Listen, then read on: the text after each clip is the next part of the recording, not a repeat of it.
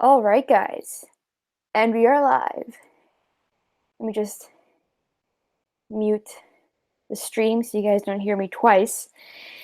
But it's been a while. It's been, oh man, a couple months since I've done a live. I tried doing these once a month, but I get so busy, I try to post twice a week now, and I work a lot, so it's just excuses. But it's been a while since I've done a live. So figured I'd do one this week. I have some time. Um, I'm gonna wait a couple minutes for everyone to get on. I don't really have anything I really want to talk about, to be honest with you guys. Just fishing and some new stuff that has come out since the last time I've done a live. So if you guys have any questions, drop them in that chat, and we'll have a nice chat, I guess. But first off, we have some people that were waiting. Kurt, what's up? Sorry, I'm a little late. Gak Coates has an SLX DC on the way. That's pretty sick. We can start off talking about the SLX DC actually. So I should have brought it with me. I actually don't have the SLX DC with me. Oh, what did I just do here? How did that happen? One sec. Sorry, I'm trying to bring the chat up. But there you go. Like I was saying, I actually don't have the SLX DC with me. It's on my boat. I probably should have brought it with me to the live stream, since it might be a pretty big topic. I am one of the only people that have it right now. But if you guys are from Ontario, there's a couple tackle shops in Ontario, Gagnon Sports and Pro J Tackle, which are in Oshawa and Toronto, the ones I'm close to, actually have the SLX DC and the SLX XT in right-handed right now only, though. So if you guys are right-handed and you guys want to get your hands on the SLX XT or SLX DC, even just to have a look in store to see how they feel, Gagnon Sports and Pro J Tackle, Oshawa and Toronto have them in stock. I'm going to be at Gagnon's tomorrow too. I'm probably going to have a look. I'm going to be picking up an SLX XT for you guys. I've been getting a bunch of questions, mostly on Instagram, of you guys asking me exactly like what Tyler just asked me, which SLX is your favorite. People have been asking me, should I spend the extra money for an SLX DC? Is the SLX DC worth it? Is the SLX XT worth it? I'm going to get, like I said, the SLX XT tomorrow, so I'll have the SLX DC, and the XT, all three of them. And I'm going to get a video out for you guys explaining everything, comparing them, the three reels, everything you guys would need to know. And again, after I use the XT, I'll be able to tell you guys which one's my favorite and all that kind of stuff. But it's really, really hard to explain what a DC feels like unless you've used it. You know what I mean? It's just free. You just cast and there's no issues. You know what I mean? So it's kind of hard to tell you guys if it's more worth it for you kind of deal. But hopefully in that video I'll explain it a little bit more. And like I said, a lot of the stores in Ontario have the DC in stock now, so you guys can go have a look. And I heard this morning or yesterday actually that a lot of the stores actually have an SLX DC or Corrado DC spooled up with lines, so you guys are able to cast it, of course, within the premises of the shop. But that might be a cool idea if you guys are wondering what it feels like, and in the end, if the extra money is worth for you. But at 189 US and 279 Canadian for DC technology, that's absolutely insane. That's like a couple of years ago, you'd have to spend like $700 for a DC. It's crazy how far technology has come, and it's only gonna get better and more affordable for everyone. So SLX MGL, I believe that's a Japanese reel, the SLX MGL. I know that this year they came out with the SLX MGL. They came out with Scorpion MGL that has the Corrado frame. Those are new in Japan. I haven't used them, but how do you find the new Power Pro compared to the older version? I'm assuming you're talking about the V2 braid. I like it a lot more. The thing about the regular V2 is that it's not as abrasion resistant as regular Power Pro or even the new V2 braid. So if you're using it for, flipping pitching on your spinning reels as well, I do prefer either regular Power Pro or the new V2 braid for sure. Is the Corrado K worth the $180? I'm thinking about getting one. The Corrado K is probably my favorite reel, so I think it's definitely worth it. It's the reel that kind of does everything and, you know, does everything very, very well. So I definitely recommend it, especially at 180 bucks. You're good to go.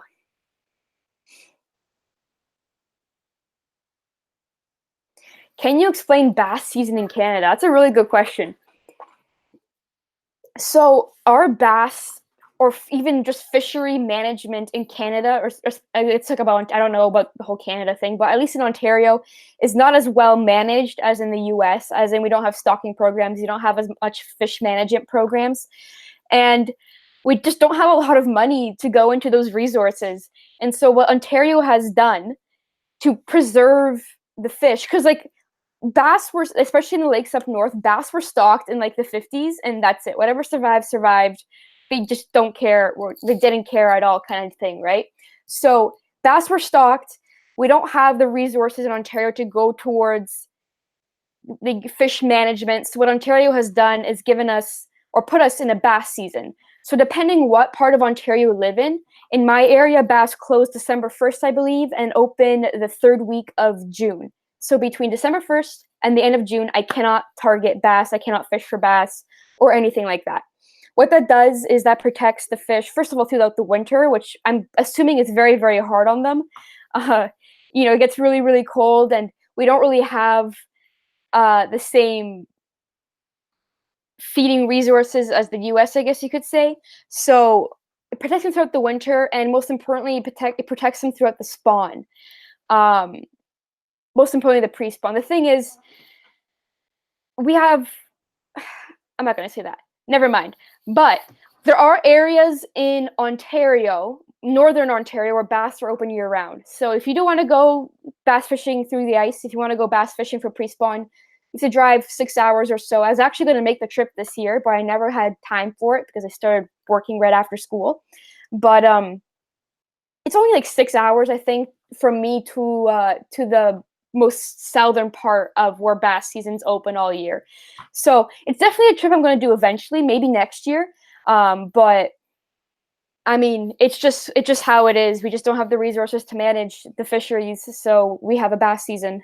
That's at least my understanding of it. I'm sure there's a podcast or an article somewhere that may explain it a lot better, but I'm still waiting for the DC 150 to drop from 250. I'm assuming that's for price, but what's your favorite soft plastic? Oh man. I've been doing a lot of shallow fishing this year. We had a really, really late spawn. It was really, really cold until the spawn, and then after that, it was just hot. It was a really, really weird year seasonally or temperature wise, I guess. So the spawn, the bass spawned like they always don't spawn all at once, but like in general, like 2 weeks late. So I was actually catching spawning fish on opener, which is kind of crazy. But I think the temperature shift and them spawning late and all that kind of stuff kind of screwed them up a little bit. I haven't been able to get on a summer pattern at all. It's kind of crazy. Um, you know, I haven't really been able to dial in bigger fish deep. I can catch a bunch of like tiny, tiny fish, which I mean, it's not bad, but I do want those bigger fish. Usually I'm able to get in a pretty decent deeper bite, and this year just nothing. Smallmouth have been God knows where, for me at least. I've been fishing shallow. They haven't even really been in the grass that much either, which is also a little weird. That's mostly because I think a lot of the grass isn't really there yet, at least in the areas that I'm fishing. So I've been fishing a lot of shallow structure cover docks, that kind of stuff. And my favorite, what was the question again? Wow, I'm so off track, guys. I'm sorry. But favorite soft plastic. I like craws. I like rage craws. I'm not really that picky. I kind of throw whatever craw is available. I do like the perfect jig craws as well. The kind of like the rage craw, except that the kick isn't as wide. It's more narrow, goes through cover a little bit better. I like that one in the green pumpkin orange tip claws. If you have like spiker or something, like you can make it yourself. I don't, but drop shot baits like the English Choice Kill Shot. I don't know. I'm not really that picky. I throw everything all the time. So, uh, Hey, Phantom Fishing, how's it going? Wow, I just lost my spot. Sorry, guys. Smallmouth or largemouth, your favorite? If I can get in a good smallmouth bite, I'll take smallmouth over largemouth any day. That's for sure. Do you ice fish? Yes, I ice fish. I just got into it like 2 years ago, like more focused into it, I guess you could say. I enjoy it, but I get very, very tired of it very fast. So, but yes, I do like ice fishing, especially if we're going for trout or something like that. Best baitcaster under around $100. Shimano SLX, 100%. Even compared to the Shimano Kanan and Casitas, I actually have a Casitas right here. The Casitas was $140, I believe, or something like that, or $120 US. I don't really remember, but the Casitas was like supposed to be a higher level than the SLX when it came out. SLX just blows it out of the park. It just blew my mind when I held it. It's definitely a nice baitcaster on $100. I definitely recommend going into store and holding one and seeing for yourself. I always recommend going into store and playing with the reel before you buy it because you don't really know what you're getting into unless you hold it, right? Your favorite bait is rhythm wave. Yeah, I haven't been getting on a deep bite though, so I haven't really been fishing the rhythm wave at all. I have caught a couple on the rhythm wave though so far this year. Have you tried anything besides the TRD for Ned rigging? I like the Jackal Yami fish. I also use actually the BPS little stickos, the tiny, tiny ones. They tear up pretty easy, but they're really, really cheap. And what else have I used on a Ned head? Oh, I've used the English Choice. What's it called? The little Ned bait story they have. They have some pretty cool colors, which I really like. And the tail is it comes to a point kind of deal, so it has a little bit more action as well. It's also a good bait on a drop shot. Spring was a month late in Michigan this year. Yeah, spring was a month late here too. When are you going to collaborate with someone big in the US when they ask me to collaborate? I don't really have the resources right now to go travel a lot. I'm in school, so. Do you date subs or just Canadians? Just Canadians right now. What would you recommend for someone just starting to get into bass fishing? Rod, reel, line, baits. Just starting to get into bass fishing, definitely a 7-foot medium fast actioned spinning rod. 100%. Best way to start is with a spinning. It's easy to cast, easy to deal with, easy to manage.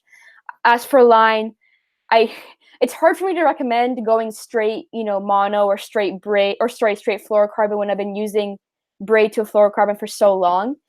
It's just there's no line management, pretty much no line management needed other than a knot.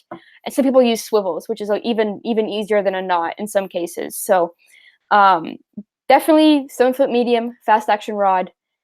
Go with a 25,000 or 3,000 size reel. Bigger the spool, faster the line pickup, better the drag as well. You have a bigger surface. Braids, 10-pound braid or 20. Let's go 20-pound braid to a 10-pound fluorocarbon leader, and you're good to go. Are there any conditions where you prefer live bait? To be honest with you, I haven't fished live bait for bass since I went to Florida like 2 years ago. So I can't really answer that question. In Ontario, I think we're very, very fortunate with the fisheries that we have, where I haven't even thought about using live bait for bass fishing. But when it's tough, when the sun's up high, when it's super, super hot, like when we were in Florida, I was fishing with Garrett Colbert on Instagram. I went down there for a week. There was one day we went to a pond. It was like Florida's hot. It gets warm here in Canada, but Florida's just a whole nother level, and I'm not used to it. So we would go for like half-day fishing trips because I literally could not take it. One day we went in the afternoon, like after 12 o'clock, and it was absolutely brutal. So we were like, screw this. The sun was up high, no wind at all. We're like, screw this, let's go get some. I think we got some shiners. We got some shiners. We fished a pond with shiners, and we caught fish. But I mean, other than that, I don't really know how to answer that question. Our Toronto fans, Leonard left. I mean, I'm sure we're all. I don't really follow basketball. I'm sure they're mad. What's your PB smallmouth? My PB smallmouth came out of Simcoe, 580. It came out of Simcoe in the fall 2 years ago. 2 years ago. So that was a pig. That was an awesome fish. What's my favorite jig trailer? Any sort of craw that has a little bit of action. I have been using a lot of beavers actually as jig trailers lately, just because they have absolutely zero action, and the bass have been seeming to like that. But I like the net baits pack of chunks a lot actually, so I think I would go with that as a favorite jig trailer. Australian bass beat Texas bass. I don't know. I haven't really seen too many big Australian bass, so I don't really know what to say there. Hey, Almost Rainbow, how's it going? Do you recommend the DC or without the tech in the reels? The thing is, DC is such a niche technology. It's a great resource to have in your arsenal, but I don't think it's necessary. You know what I mean? It's a great reel. DC is great for when you're starting out, for when you're looking for a badass little reel to skip docks, when you're throwing light baits like the rhythm wave into the wind. I think I have a video from last year. I was throwing a 3.8-inch weightless into the wind on my Crow DC, and I was still getting as much or not, or even more distance than a regular reel. It's something so just useful in your arsenal that I feel like if you have the money, if you have the resources to spend on it, it can just push you that one level higher, get you a couple more feet, a couple more yards in your cast that can make a huge difference. But I definitely recommend the DC technology. And now with the SLX DC, it's a lot more affordable. So I would definitely, go check it out at least. What are you going to school for? I'm going for biomedical science. What knot do you use to attach mono to braid? So I use, on all my spinning reels, I actually have one laying there. I'm not prepared at all, guys. I'm sorry. But for all my spinning reels, I run either 8-pound or 10-pound Power Pro yellow high vis braid. And I use the improved Albright knot, I believe it's called, to tie my braid to my fluorocarbon leader. My fluorocarbon leader is either 6-pound, 8-pound, or 10-pound. And I haven't had an issue with that yet. I have had it go loose on me sometimes, but I usually notice it before, I cast off and I just have to retie.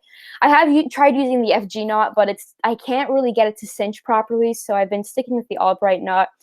I mean, I've been using that knot, the improved Albright knot, for casting swim baits, which is an 80-pound braid to an 80-pound fluorocarbon leader, and I haven't had an issue. So I trust the knot for sure. It is, you just have to make sure you have enough cinches in when you're using really light line, like 10-pound braid and all that stuff, to make sure it stays tight.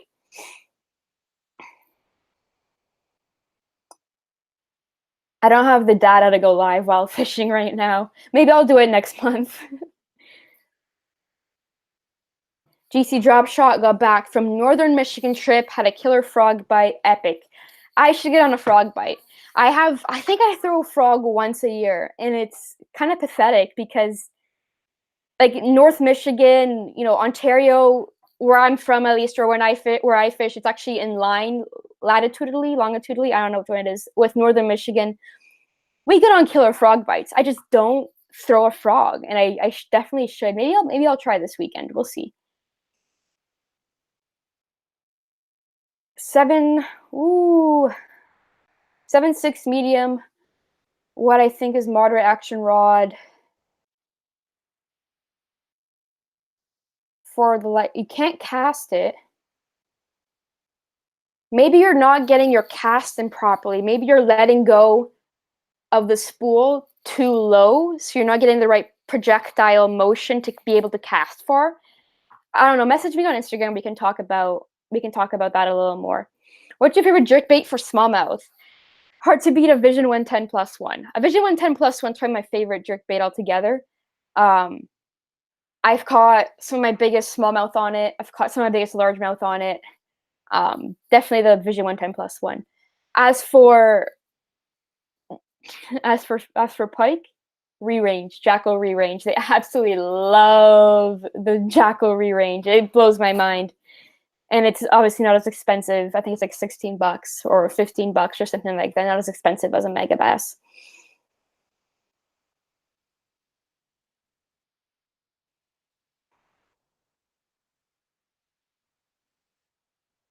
How do you feel about the X-Age and SLX rods?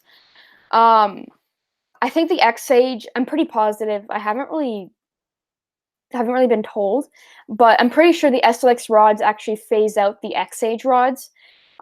Again, someone comment if I'm wrong, but I have used the X-Age rods. I actually have a lot of the X-Age rods. I have one right here. X-Age right there with the casitas. But these rods are pretty they're really sensitive. You know, I go between, I have an SLX flipping rod, and I've been using an SLX flipping rod with an SLX DC, and I've been using an X Bride, which is about $300 more, flipping rod with a Corrado K. And going between them, there's a big difference, but I'm not missing any bites with the SLX. Like, you can't really tell the difference until you use a really, really high-end rod and something that's $300 less, I guess you could say. So if you go on the spectrum of Shimano rods, the SLX is down here and the X Bride's up here. It's a big difference. But bite-wise, I can still detect the same amount of bites. I can't feel bottom as well, I guess you could say, but I'm not missing any fish. And that's what blows my mind. For $100, that you can have that kind of sensitivity. You know, you can feel when you're going over a log. You can feel when you're in grass, and you're not, you know, bites feel like bites kind of deal, right? So they're definitely sweet rods, and especially if you're gonna build a whole arsenal, for $100, you can't really go wrong. You gotta try the Alberto knot. See, I think it's the Alberto knot or the Albright knot. I can't really. Where's my phone? Let me check for you guys. It's either the Albright or Alberto. Alberto knot. It's the Alberto knot. What's the Albright knot then? No, it's the Albright knot. Let's do Albright knot versus Alberto knot. I don't know which one it is. They all look the same. Images. I'm pretty sure it's called the improved Albright knot. No, it's the same thing. Am I missing something? Okay, so the Albright knot, as you guys can see, the tag ends are on the same side, right there. And for the Alberto knot, the tag ends are on opposite side of the line. I use the improved Alberto knot. That's what I use. So there we go. Clarification.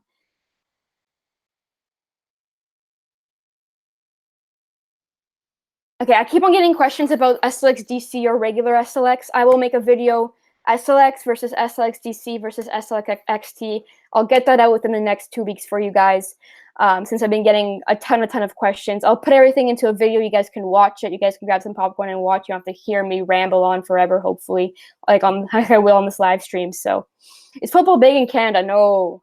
Actually, I think the Astros, I think they're called, the football team, I think they haven't won a game since like 2016 or something. So that's how football is in in Canada.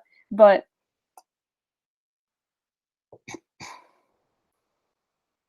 JC Dropshot says throwing a bait caster is like throwing a baseball. The release point is basically the same. So for whoever was asking me that question, that's your answer right there. As for spinning, I kind of let go like here. I don't know. Just message me on Instagram, whoever that was. We'll talk about that. Fave and least fave jig style. Favorite is like a flipping / archy style head. Whatever the perfect jig mini jig head is, that's the one I like. And least favorite, I don't really swim jig a lot. So I'd say that. I think, yeah, swim jig. I have like 4 swim jigs, so.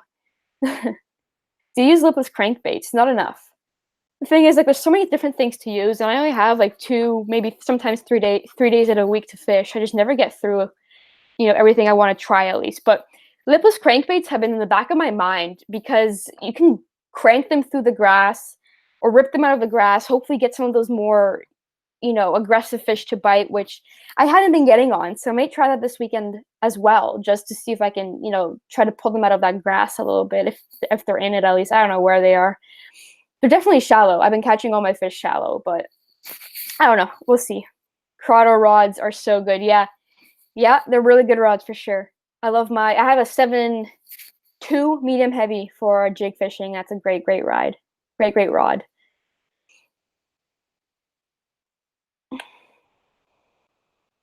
Show your head.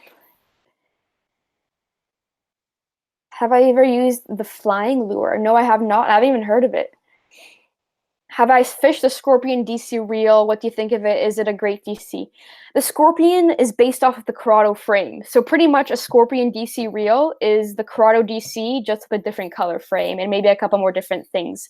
But technically answering your question, yes, I have, because I have fished the Corrado DC and it's great. It's definitely a great reel. Connor, it might take a while, but it's going to be great.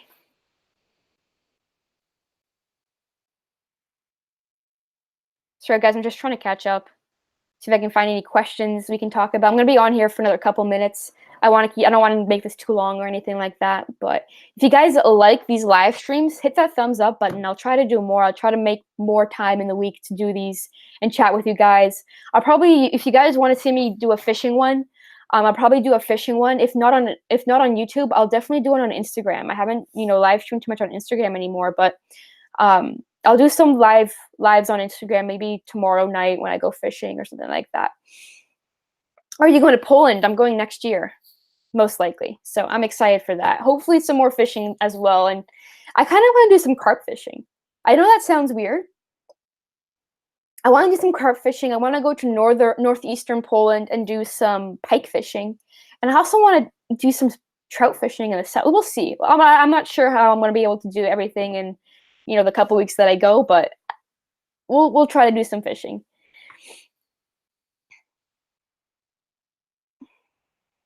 Hello, Roberto.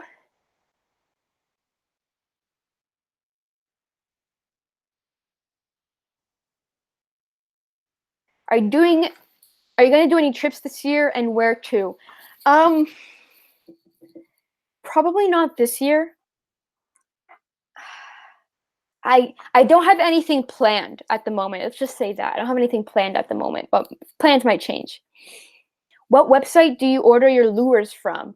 Oh man, I haven't done like a big lure order in very long. I mostly shop local. I like supporting my local shops at least.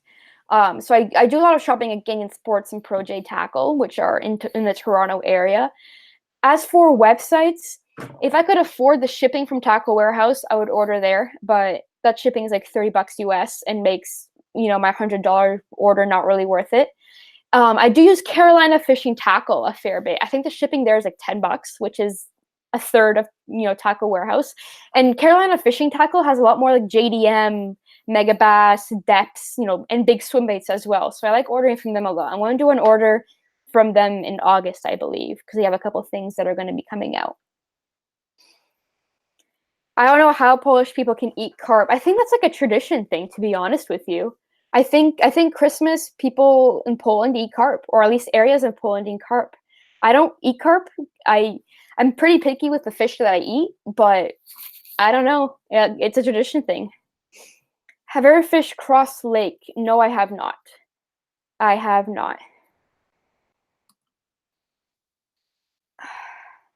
Best website to order Shimano rods from? It depends where you are, like I said, because, I guess the thing is, if you're going to be ordering a rod from the States and you live in Canada, the shipping is going to be crazy. I haven't ordered a rod from the States ever, but I'm sure it'd be insane. I'm not sure where you're from, but if you're from the US, try Tackle Warehouse or Carolina Fishing Tackle, or I think Tackle Freaks is another one. If you're from Canada, a lot of the local tackle shops carry a lot of Shimano, a lot of Shimano. So I would go there and have a look first. If not, Cabela's Canada actually has a fair bit as well. There's a Cabela's in Barrie. They have a fair bit of Shimano, so I'd have a look online there. I have ordered rods from Cabela's Canada. Do I have a dream setup? Oh, I don't know. I haven't really. I like high-end stuff, but I don't really, gush over it or anything. Like, I like using it, but you're not gonna, see me gush over it or anything like that. Probably a little. Oh, I don't know. That's a hard question. I'd have to think about that, I think. What's your dream lake to fish? Oh man. My dream one lake that I really, really want to go to. Oh wow. These are good questions, guys. I haven't really thought about that in a while. I think going for some like Northwest Territories lake trout would be really, really cool. I think that'd be really, really cool. I also think fishing like Mexico or even Texas or something like that, just like fishing for bass in those areas where the percentage of being able to catch a 10-pounder just goes way, way up. That'd be kind of cool as well. Um, oh, you know what? I know the answer to this. Going to Alberta and fishing with the Conrad brothers for brook trout. That's my dream trip. That's my dream lake. Whatever lake they fish, that's where I want to fish. That's it right there. That'd be pretty cool. I've been getting I've been getting exposed to more brook trout fishing, which is kind of spoiling me just because I'm falling in love with these fish and they're so hard to catch, right? I've been having a lot of fun with those brook trout. Favorite fish to catch or something. Yeah, brook trout. Definitely brook trout. I think they're so small and they fight so hard. It's absolutely great. It's a nice little change from bass as well. From Cambridge, UK. How's it going, Stefan? Grayling. You know what? Do we have grayling in Canada? I'm sure we have them in like BC or something like that. I have never caught a grayling. There's grayling in Poland. I know that for sure. In the south, I might try doing like a trout grayling trip when I'm there. But I'm pretty sure most guys fly fish, and I fly fished for a total of like 5 minutes in my life. So I don't think I'm really prepared for that. But Derek is offering me some native brook trout. Oh boy, I can't turn that down. I cannot turn that down. I've only crappie fished a couple of times, and it's been through the ice. I have no idea what they do in the spring or summer. I'm sure they spawn in like trees and all that stuff. I have no idea what they do in the summer. I've caught one crappie ever, and it was in the winter, and it was a lot of fun. I was jigging, and it was like a grassy basin, and I was just jigging. There's nothing. Like I was just jigging forever, but like I knew there was fish in the area, and I was just jigging and jigging. All of a sudden, I see a line come up to my bait. I see a line come up. I'm jigging and jigging, and just like no hesitation, just takes it. And it was like 12 and a half inches or something like that, which is pretty cool. Definitely we doing that again, though. I like those fish a lot. Yukon and Northwest Territories. That'd be a cool trip, I think. Have you done a rod and reel arsenal? Diego, yes, I have. I did one last year, and I did one a couple years before that as well. I know if you guys, a lot of you guys have been asking for a rod and reel arsenal. Um, Maybe I'll do one next spring for you guys. The thing is, it's I am with Shimano, so everything is Shimano, and I mean, I love everything I use. So it's kind of I feel like you guys would get tired of me just saying like I love this rod, I love this because I genuinely do. But maybe I'll do one again next year. How much does rod length matter? I see most people use 7-foot rods. It's mostly personal preference. Then again, I would not be, flipping or pitching a jig with a 7-foot rod or shorter than 7-foot rod personally. I do like having the leverage.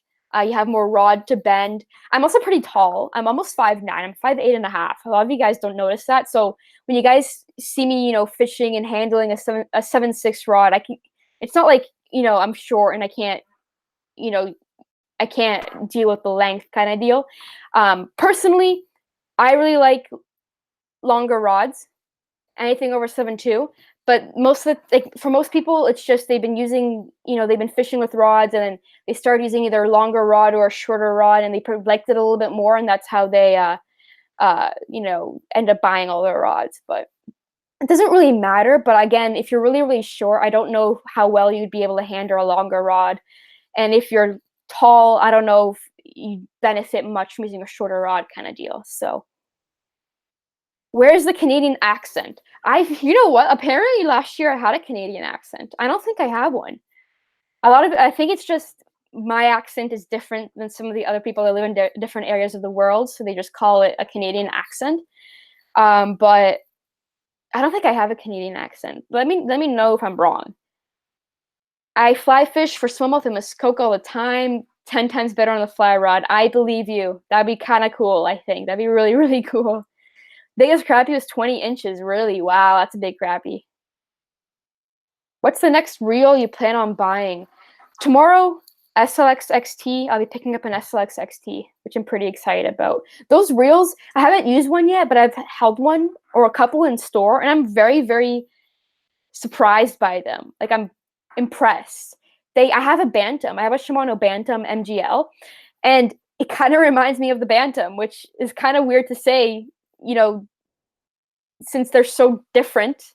Technically, they're different, but I think I'm gonna like that rod a lot, or sorry, that reel a lot. You say, oh yeah, a lot. Yeah, maybe. I don't say a lot though, so. What's my biggest bass? My biggest bass is actually a smallmouth, 580 for a smallmouth. My biggest largemouth is 575. I haven't beat 6 pounds yet. That's my goal for this year, to actually beat 6 pounds. Yeah, you sound sure enough Canadian. There you go. There you go. Mark said it. I sound sure enough Canadian. What lure do you use the most? Right now, a jig or a Texas rig, just because I'm fishing very, very shallow. It's the only area or the only place right now I can get a good bite.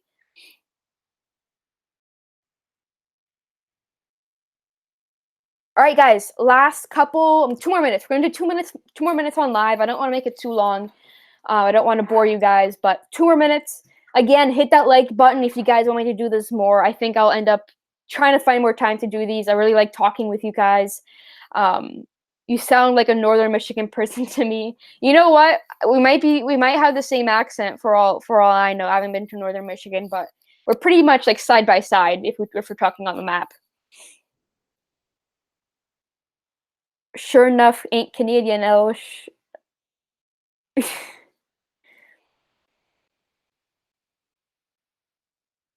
What's my current PB? Again, smallmouth 580, largemouth 575.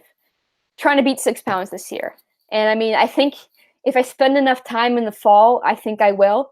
I just need that time, the time away from school to be able to do that.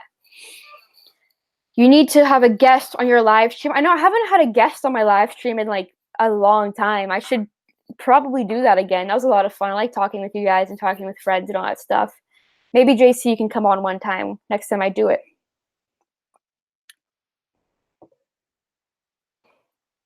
Start doing catch and cooks. I've done one catch and cook, and it was in Poland. I'm trying to think what I would catch and cook though, because I don't know how to walleye fish, and that's the only thing I would really eat. And crappie. Those are the 2 fish I really recommend. Like I would personally eat, and perch, I guess, but perch I wouldn't eat perch in the summer. Maybe we'll see if I do something a little bit different. We can do a catch and cook.